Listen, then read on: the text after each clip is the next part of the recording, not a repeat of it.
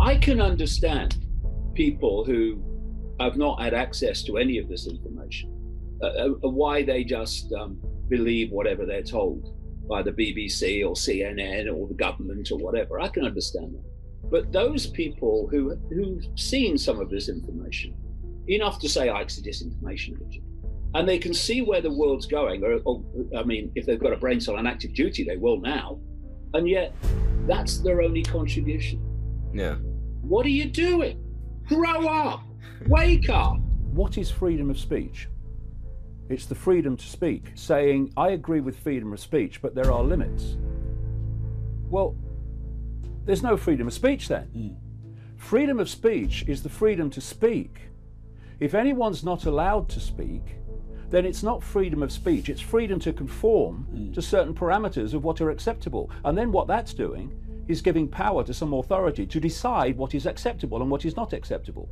And as we see, and we're seeing it massively now, once you give that power to an authority, it then starts interpreting what can and cannot be said in a way that squeezes and squeezes and squeezes more and more of what cannot be said. This is what political correctness is about. What is political correctness? It's simply manipulating the target population to silence itself, so those in authority don't have to.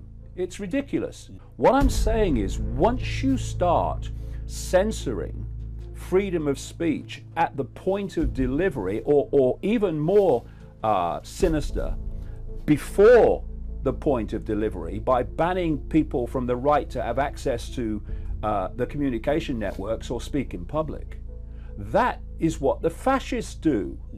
What did fascists do in Nazi Germany? What does any tyranny do?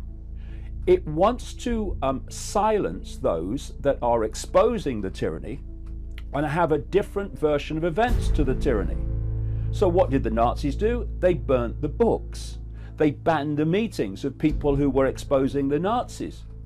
And now in this inverted world, we have people who call themselves progressives, and they seem to have this extraordinary self-delusion that progressive mentality has something to do with being liberal, when it's not. It's the opposite of liberal. They are the ones that claim to be wanting people to be inclusive and to have diversity. But maybe on their terms. When they're destroying diversity, and they have become the new tyranny. They have become the new Nazis. Whenever you connect to the internet on a public Wi-Fi network at airports, coffee shops, friends' houses, or even at your own home, your data is at risk of being stolen and spied on. That's why we recommend and use private internet access. Private internet access helps protect your personal data by encrypting your internet connection through their world-class server infrastructure, which makes your information shielded and bulletproof.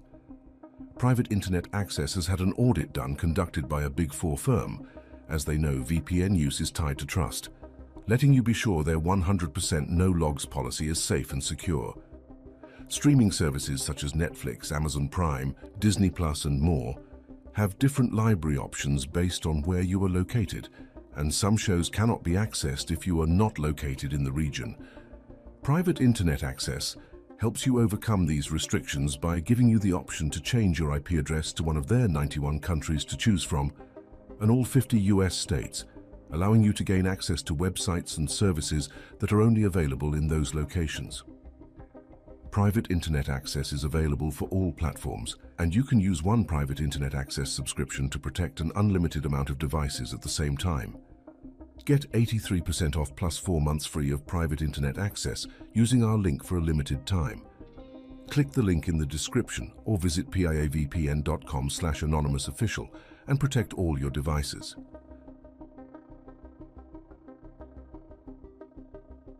What I'm saying here is, if you look at what this progressive mentality is doing in silencing people and deciding in their arrogance what people can and cannot say and what opinion they can and cannot have, you look at what the Nazis did, you look at what the communist Soviet Union did in terms of freedom of speech, and you'd show me the difference between them. There is none.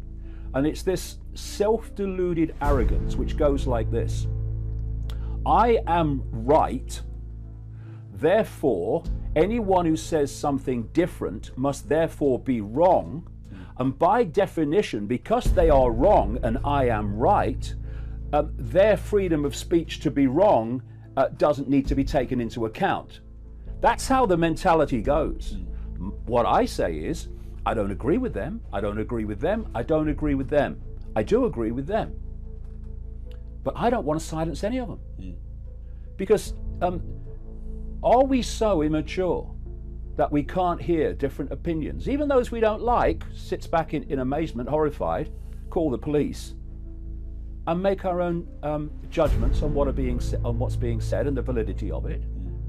Do we not have the maturity to put forward another counter argument, which, if we are confident in what we're saying, will demolish that which we don't agree with? Anyone that wants to silence people rather than argue their case can't have much confidence in their own case, surely. And once you go down this road of giving authority the right to decide what can be said, what opinions can be had, you are in a tyranny, and that's where we're going now. But it's bigger than that, because it's not just political correctness. You can't say this, you can't say that, you must say that. It's also the fact that humanity has been hoaxed on a monumental scale in relation to freedom of expression and freedom of information. And it's been done out of an area that I call the devil's playground. It's better known as Silicon Valley. What's happened is, when you do the research,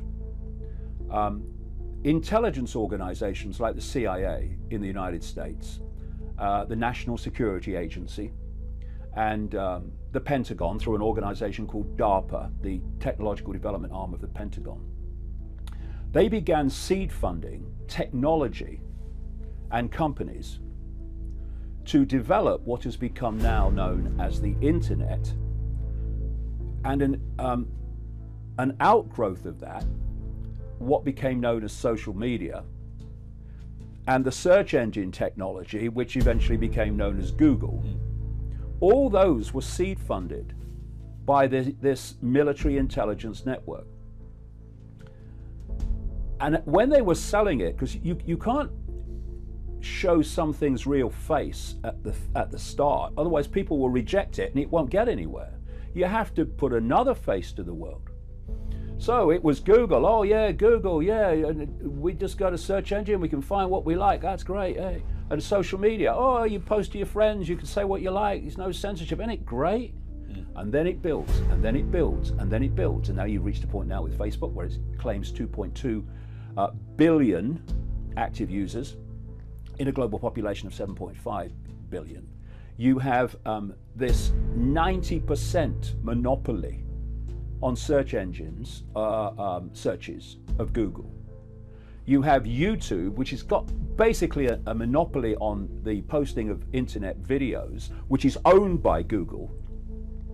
And once this monopolistic situation was reached, then they started saying, okay, now we've got this much control, we're going to start deciding what you see and what you don't see. It's fishing line out. Oh, it ain't great? Yeah, right, say what you like, you know, no censorship. Ooh, gotcha. And so we now have Facebook that is systematically censoring information outside of the official narrative. We have this situation with Facebook and Twitter now, which is known as ghost banning, which they do to me, which is you post it, but all the people that would like to see it, and I've liked or followed, would like to see it, they don't see it. Only a few of them see it. The vast majority don't see it because of ghost banning. They just don't circulate it. And you now have, as blatant as can be, YouTube is just deleting large and greater all the time numbers of channels that are presenting a different narrative to the official one across the swathe of subjects that are just being deleted. They're just being deleted without any explanation. Just that you've broken our guidelines. What guidelines? Well, he's doing something different, something the same rather, and he's not breaking the guidelines. But oh, hold on a minute, he's saying the official narrative is true. And you were going to ask, why is it happening? Well, it's happening because I've been talking for 30 years and writing for 30 years. There are very few people control the world. Very few people. People will be staggered how few. How many? Well, I'm going to come to that in terms of it's fewer now than ever before, and why.